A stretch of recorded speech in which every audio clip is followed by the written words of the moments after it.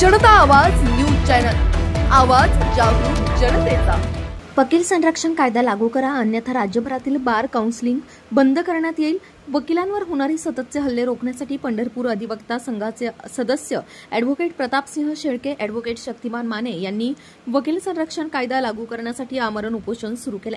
सामान्य कुटुंबातून येऊन सुद्धा वकील बांधवांच्या हक्कांसाठी आणि सुरक्षिततेसाठी जीवाची पर्वा न करता त्यांनी हे ऐतिहासिक पाऊल उचलले। राज्यातील हे पहिले उपोषण असल्याचे बोलले जाते।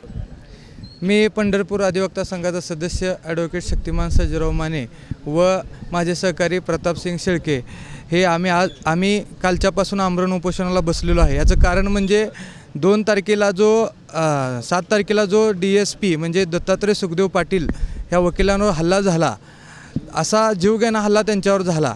त्यानंतर नगरचं बघितलं आढाव दाम्पत्यावर तर त्यांची निर्गुणपणे हत्या करण्यात आली। असे सारखे वकिलावर जे होणारे हल्ले आहेत ते कुठेतरी थांबले पाहिजेत। नुसतं व्हॉट्सअपवर निषेध करून काम बंद आंदोलन ठेवून काय होणार नाही हे आमच्या लक्षात आलं। काम बंद आंदोलन ह्याच्या आधी पण आम्ही भरपूर वेळा केलं, निवेदनं दिली, तरी पण काय नाही झालं। मग आता काय तर ठोस उपाय याच्यावर करायचा म्हणून मी आणि शेळके साहेबांनी व तसेच माझा जे पंढरपूर बार आहे त्यांनी आम्ही सगळ्यांना विचारात घेऊन हे ठरवलं की बाबा आमरण उपोषण करायचं।